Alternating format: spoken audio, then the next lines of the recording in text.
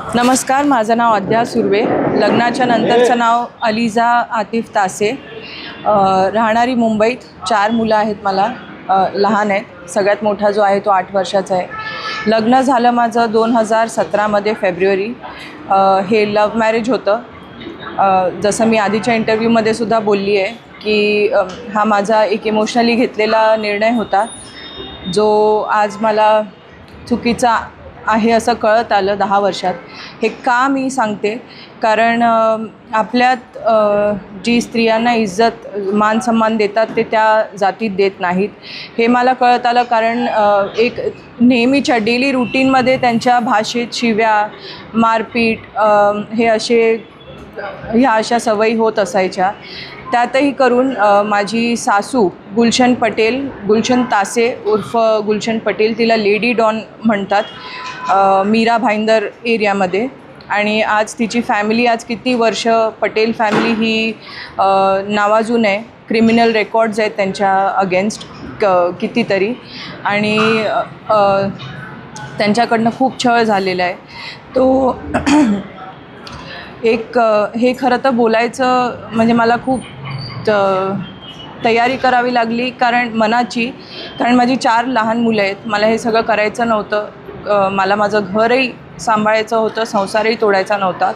पण एका व्यक्तीचं एक लिमिट असतं सहन करायचं, की किती त्याच्याने सहन होऊ शकतं. माझ्यानी जितकं सहन करू शकली ते मी 10 वर्षात केलं आहे.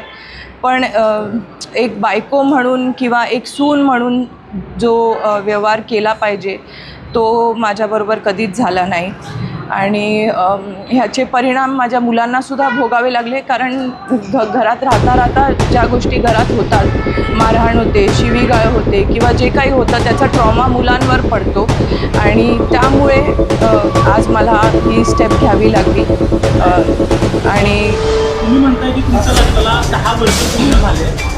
10 वर्षात कधीपासून तुमची छळवणूक सुरू झाली? कधीपासून तुम्हाला कळलं की तुमची सासू लेडी डॉन आहे? लग्नाच्या पूर्वी तुम्हाला माहीत, कारण लव्ह मॅरेज होतं तर लग्नाच्या पूर्वी काय बॅकग्राऊंड माहीत नव्हतं? नाही, लग्नाच्या आधी मला नक्कीच माहिती नव्हतं हे सगळं, कारण कोणीही समोरून स्वतःच्या चुका सांगणार नाहीत की माझं बॅकग्राऊंड असं आहे, माझ्या घरात असं चालतं वगैरे. ते कोणी दाखवताना एक चांगली इमेजच दाखवणार. त्या हिशोबात मी विचार केला की ठीक आहे, जातीवाद न करता तो विचार माझ्या मनात कधी आला नाही. एक इमोशनली म्हणून मी विश्वासाने त्या घरात गेली, एका माणसाच्या विश्वासावर गेली. पण नंतर राहता मला कळलं की ह्या सगळ्या गोष्टी एकदमच विचित्र आहेत आणि त्यांना सवय झालेली आहे. म्हणजे त्यांच्यासाठी ह्या सगळ्या गोष्टी नॉर्मल आहे. तुम्ही म्हटलं की लव्ह मॅरेज झालेला आहे, ज्या पद्धतीने तुमच्यानंतर अत्याचार व्हायला लागले. एक लव्ह जिहादचा एक प्रकार होता, जाणीवपूर्वक तुम्हाला प्रेमात ओढण्यात आलं असं तुम्हाला वाटतं का? म्हणजे एकूण लव्ह जिहादच होतं का? काय वाटतं? असं मी जबरदस्ती केल्यासारखं तरी म्हणता येणार नाही, कारण ते लव्ह मॅरेज होतं. पण नक्कीच हा एक कॉन्सेप्ट असा आहे की समोरची व्यक्ती तुम्हाला मॅन्युप्युलेट करते. प्रेमात खूप काही गोष्टी अशा बोलते किंवा विश्वास देते. त्यामुळे आपण त्या गोष्टीत फसले जातो असं मला तरी वाटतं. 10 वर्षांमध्ये तुम्ही कधी पोलिसांकडे गेला होता? सुरुवातीला पासूनच छळवणूक झाली की आता तुमची छळवणूक? आणि नाही, लव्ह मॅरेज तुमचं झालेलं होतं, तुम्हाला धर्म बदलण्यासाठी कधीपासून दबाव सुरू झाला? छळ झाला की कधीपासून झाला छळ? आणि धर्मांतरासाठी कसा दबाव टाकण्यात आला, कसा आणि कधी धर्मांतर? हे धर्मांतरांविषयी बोलायचं तर माझं ज्या दिवशी लग्न झालं त्याच दिवशी आधी निकाह झाले. त्याच्याशिवाय त्यांच्यात असं आहे की तुमचं लग्न व्हॅलिडच नाही. म्हणजे जर निकाह नाही होत तर तुमचं लग्न व्हॅलिड नसतं. त्यामुळे तुम्हाला आधी निकाह करावा लागतो, तुमचं कन्व्हर्जन करावं लागतं आणि मग तुम्ही ऑफिशियली मॅरेज रजिस्ट्रेशन वगैरे. दबाव नव्हताच, पण ते एक काय म्हणतात त्याला, मॅन्युप्युलेशन म्हणता येईल. तुम्ही त्या दबावात येऊन धर्मांतरण केलं? हो. कारण त्याशिवाय लग्न हे ॲक्सेप्टेडच नाही आहे असं त्यांच्यात म्हटलं जातं. तुम्ही धर्मांतरण जरी केलं असलं तरी लग्नानंतर बऱ्याचशा तुम्ही हिंदू होता, बऱ्याचशा हिंदू परंपरा असतात त्या जपण्याचं काम तुम्ही करत होता का? आणि समजा करत असताल तर त्याला कुठून काही विरोध होत होता? मी सुरुवातीला करायची, पण नंतर असं होतं की ही गोष्ट एक्सेप्टेडच नाही आहे त्यांच्या धर्मात, की तुम्ही कोणाला अल्लाशिवाय जे आपण अजानमध्ये पण ऐकतो, 5 वेळी जे अजान आपण ऐकतो त्यातही म्हटलं जातं की अल्लाशिवाय आणि रसूल मोहम्मद रसूल अल्लाह शिवाय दुसरं कोणीच माबूद नाही, म्हणजे त्याची काही अस्तित्वताच नाही आहे हे आपण ऐकलं जातं. आणि तेच माझ्या डोक्यात नेहमी भरलं जायचं की ह्या सगळ्या गोष्टी करून तुम्हाला स्वातंत्र्य नव्हतं नाही. त्याच्यानंतर ती एक मिस अर्थ म्हणून कॉम्पिटिशन झाली होती. हो. की तुम्ही लग्नाच्या आधी का नंतर कसं? लग्नाच्या आधी मी फेमिना मिस इंडिया फायनलिस्ट होती आणि त्यानंतर लगेच माझं लग्न 2ऱ्या महिन्यात झालं. ज्यावेळी मी फायनलिस्ट म्हणून हे झाली त्याच्या 2ऱ्या महिन्यातच माझं लग्न झालं. आणि लग्नाच्या नंतर जेव्हा एक म्हणजे माझं 2019 वर्षात खूप मोठं एक फॅमिली क्लॅशेस खूप आलेत आणि त्यामुळे मी घरातनं बाहेर पडलेली, माझ्या आईवडिलांकडे आलेली. तेव्हा माझा एकच मुलगा होता, त्याला घेऊन मी माझ्या आईवडिलांकडे आलेली आणि 6 महिने मी वेगळी राहिलेली याच गोष्टींमुळे की मला परत जायचं नाही म्हणून. आणि त्यावेळेला मला अशा काही ऑपॉर्च्युनिटीज आल्या मिसेस इंडिया किंवा काही.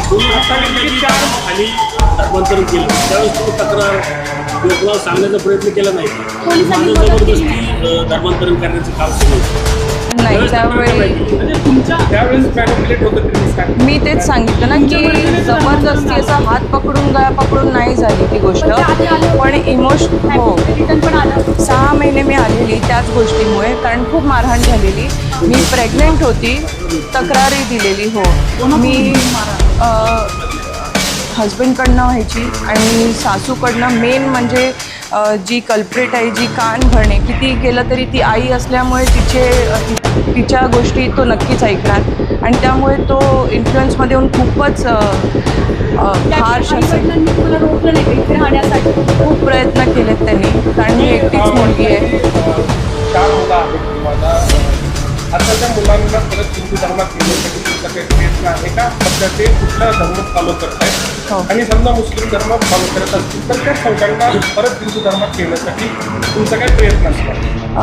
नाही, झाले 1-1.5 वर्ष मी परत तिथे राहताच आपले सगळे जे काही मी लग्नाआधी करायची देवाचं ते मी करायला सुरू केलेलं. त्यावर खूप अशा गोष्टी पण आल्या की अपोज केलं गेलं, पण मी तरीही करत होती. आणि नंतर मुलांवरही माझ्या यायला लागलं की माझा मुलगा कधी काही बोलला देवाबद्दल किंवा देवाचं नाव घेतलं आजी आजोबांचं ऐकून वगैरे, तर त्यालाही थोडंसं दबावलं जायचं.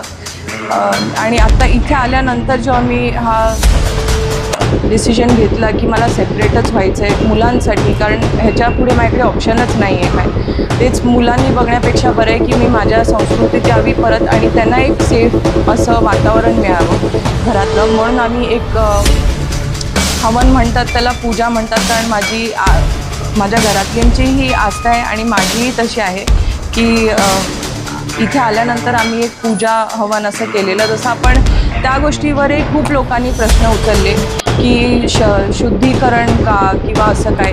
तर माझं असं म्हणणं आहे किंवा मत आहे की आपण एका नवीन घरी जातो तेव्हाही एक पॉझिटिव्ह विचार घेऊन हवन करतो किंवा पूजा करतो घरप्रवेश म्हणून. ती तशीच एक आस्था होती, श्रद्धा होती. बाकी त्यात काही दुसरं त्याला वळण द्यायची गरज नाही असं मला वाटतं. चारही मुलांना तुम्ही हिंदू धर्मात घेतलेलं आहे. माझ्या मुलांची नावं मी ऑफिशियली बदलली आहे. माझ्या मोठ्या मुलाचं नाव मी ओम ठेवलं आहे, मुलीचं अर्णिका ठेवलं आहे, 3ऱ्या मुलाचं नाव कृषिव आणि 4थ्याचं रुद्र असं ठेवलं आहे. तुम्ही आता हा निर्णय तुमच्या ज्या 2 जावा आहेत त्याही हिंदू होत्या आणि त्या मुस्लिम होत्या, त्यांच्यावरही तुमच्यासारखाच काही अत्याचार होतो का आणि त्यांनाही परत घरवापसी करायची आहे का? तुमच्याशी काही त्यांचं बोलणं किंवा तुमचं काही चर्चा? जी माझी मोठी जाव आहे ती सुद्धा हिंदू होती, पण आता ती ह्या रिलिजनमध्ये तिने स्वतः ॲक्सेप्ट केलं आहे. ती बुरखा वगैरे घालते, तिला ते मान्य आहे स्वतःला आणि ती करते तसं आवडीने. तिसरी जी आहे डॉटर इन लॉ, सून माझ्या सासूची, तिचे असे काही विवाद होत असतात सासूबरोबर. कारण सासूची अशी वृत्ती असल्यामुळे जी म्हणजे बायकांना तर ती असं समजते की हा एक प्रॉडक्ट आहे, ही एक वस्तू आहे, मुलं काढली की झालं त्यांचं काम संपलं. त्यामुळे तिसऱ्या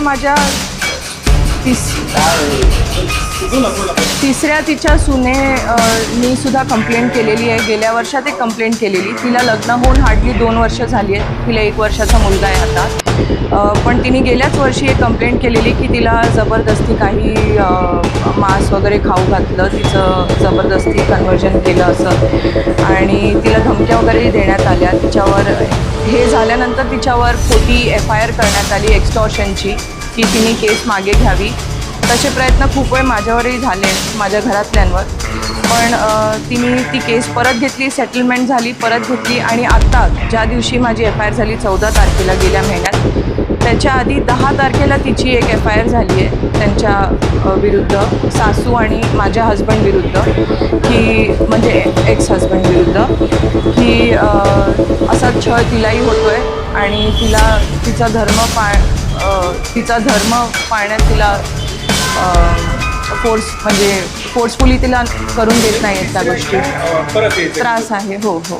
पण तिचा हजबंड तिच्याबरोबर आहे आणि त्यांचा संसार बरोबर चालला आहे. सासूबरोबर जे काही बंधूची हातचा आणि धर्मांतराचा प्रकार आहे. तर जो नवरा आहे त्याच्याशी तुमची कशी ओळख झाली होती, कसं लग्न झालं होतं, तुमच्या घरच्यांना ते माहीत होतं का तुमचं लग्न तुम्ही मुस्लिम व्यक्तीसोबत लग्न करता, हे सगळं माहीत होतं का आणि कशी घटना प्रतिक्रिया काय होती? ॲक्च्युली सांगायचं झालं तर सगळ्यात आधी आमचा एक ग्रुप होता, कॉमन फ्रेंड थ्रू मी भेटलेली आणि त्याच्यात आमचं रिलेशन वगैरे चालू झालं.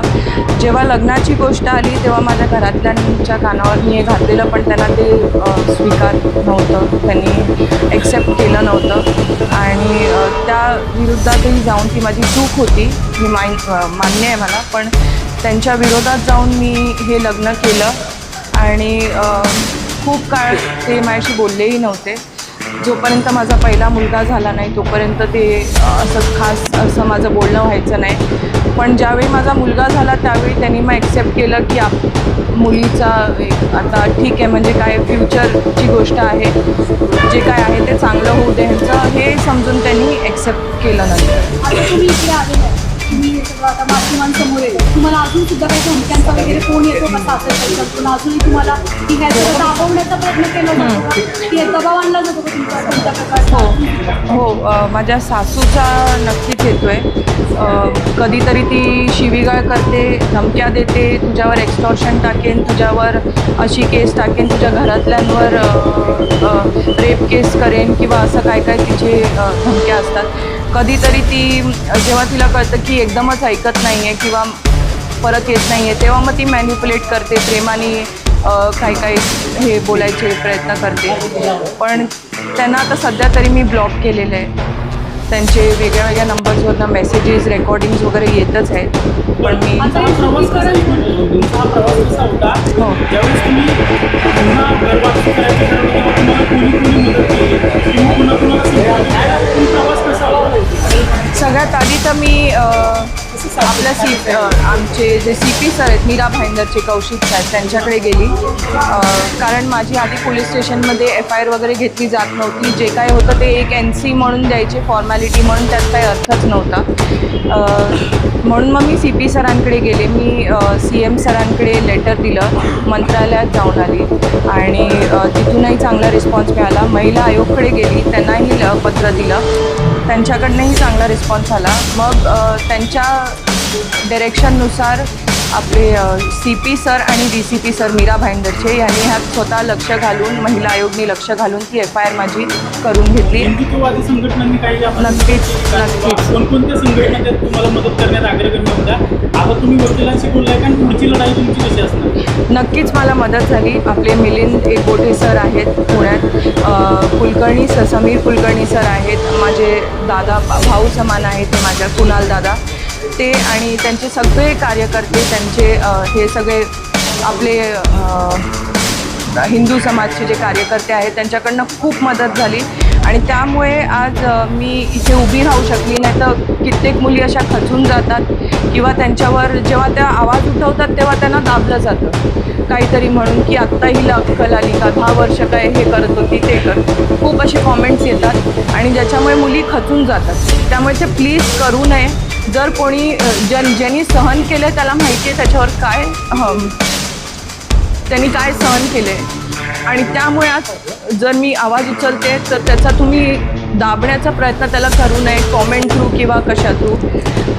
मी तर ते ॲक्सेप्ट केलं आणि मी तितकी खंबीर आता माझ्या मुलांकडे बघून झाली आहे की मी ते टॉलरेट करू शकते, सहन करू शकते.